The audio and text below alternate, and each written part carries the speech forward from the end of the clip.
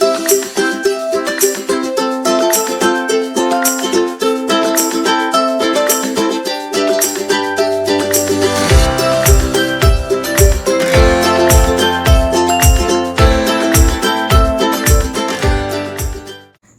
বন্ধুরা, অনেকদিন পর আবার আমি আপনাদের সামনে চলে এসেছি।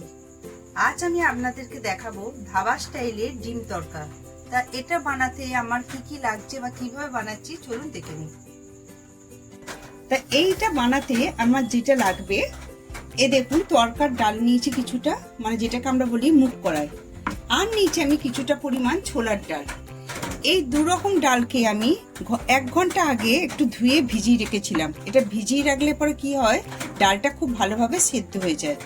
এই দুখানা ডালকে আমি একত্রে মিলিয়ে আমি প্রেসার কুকারে 2 থেকে 3 খানা সিটি দিয়ে সেদ্ধ করে নেব।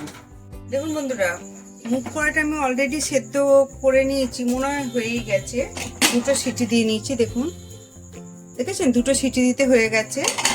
এবার যেটা করব, প্রথমে আমি একটা ভাজা মশলা করব। দেখুন, জিরে আর মেথি, যতটা পরিমাণ আমি জিরে নিয়েছি, গোটা জিরে, ততটা পরিমাণ মেথি নিয়েছি। এই দুটো জিনিসকে আমি শুকনো খোলায় নেড়ে একটা আমি কুড়িয়ে নিয়ে ভাজা মশলা বানিয়ে নেব। আগে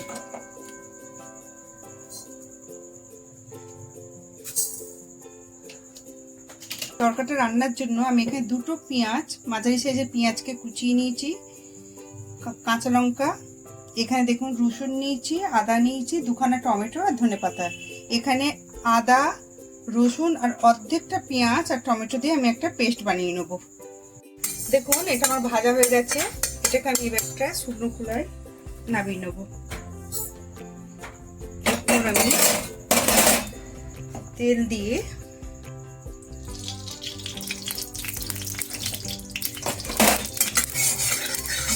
এর মধ্যে 2খানা ডিম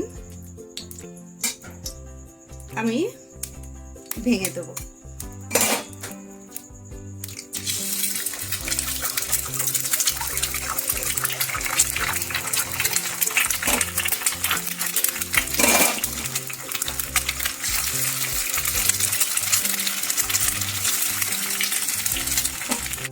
দেখুন 2খানা ডিম দিয়েছি, আমার ছেলে বললো আর একটা দিয়ে দাও মা, তা আরো একটা ডিম দিয়ে দিলাম, 3খানা ডিম দিয়ে দিলাম।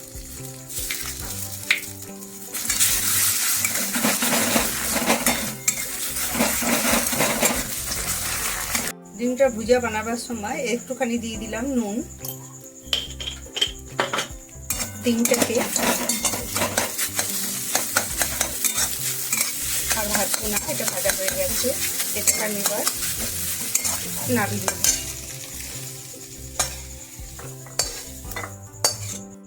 কড়াইতে আমি দিয়ে দিলাম খানিকটা সর্ষের তেল।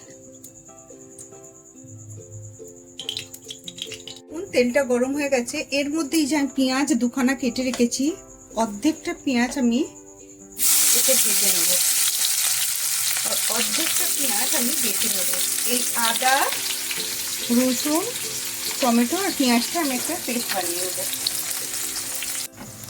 দেখুন পেঁয়াজগুলো আমার ভাজা হয়ে গেছে, আর আমি ভাজবো না। এর মধ্যে এই যে পেস্টটা বানিয়েছি, আদা, টমেটো আর রসুন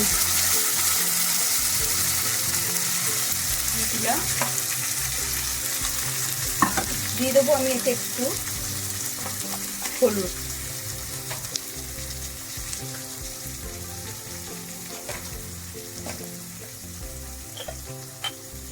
স্বাদ অনুযায়ী নুন দিয়ে দেবো।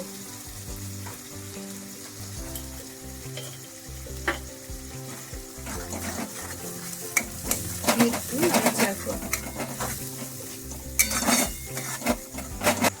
একটু দিয়ে দেবো আমি কাশ্মীরি লঙ্কার গুঁড়ো।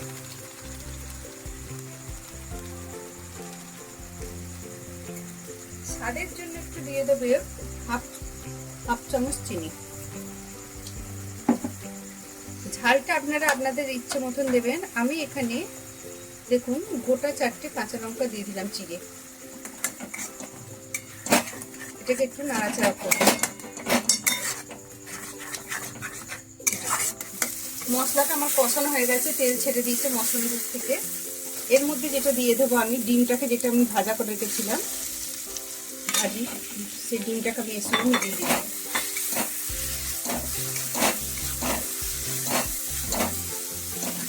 ডিমটা এর সঙ্গে একটু নাড়াচাড়া করে নিয়ে এরপর আমি যে ডালটা সেদ্ধ করে রেখেছি এর মধ্যে ঢেলে দেবো।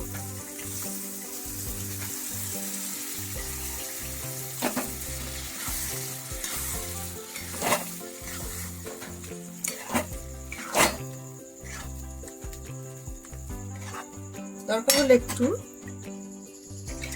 আমি প্রেসার কুকারটা ধুয়ে একটু জল দিয়ে দিলাম। এই অবস্থায় নাড়াচাড়া করে নিয়ে এর উপর দিয়ে আমি দেখুন এই যে ধনেপাতা কুচিটা আমি মানে আগের থেকে ধুয়ে ভালো করে কেটে রেখে দিয়েছি, সেই ধনেপাতার কুচিটা উপর থেকে ছড়িয়ে দেবো। এই অবস্থায় 2 মিনিটের জন্য আমি এটা একটু চাপা দিয়ে ঢেকে দেবো। 2 মিনিটের জন্য এটা আমি চাপা দিয়ে দেবো। 2 মিনিট হয়ে গেছে, জিনিসটা আমার তৈরি হয়ে গেছে। পুরোপুরি জিনিসটা তৈরি হয়ে গেছে। একটু নুন মিষ্টিটা আপনারা একটু চেখে দেখে নেবেন। এরপর যেটা দেবো খুব সামান্য পরিমাণ, দেখুন এই যে খুব সামান্য পরিমাণ একটু কসুরি মেথি উপর থেকে ছড়িয়ে দেবো। আর দিয়ে দেবো যেটা এই যে আমি যেই ভাজা মশলাটা করে রেখেছিলাম জিরে আর মেথি, সেই ভাজা মশলাটা উপর থেকে ছড়িয়ে দেবো।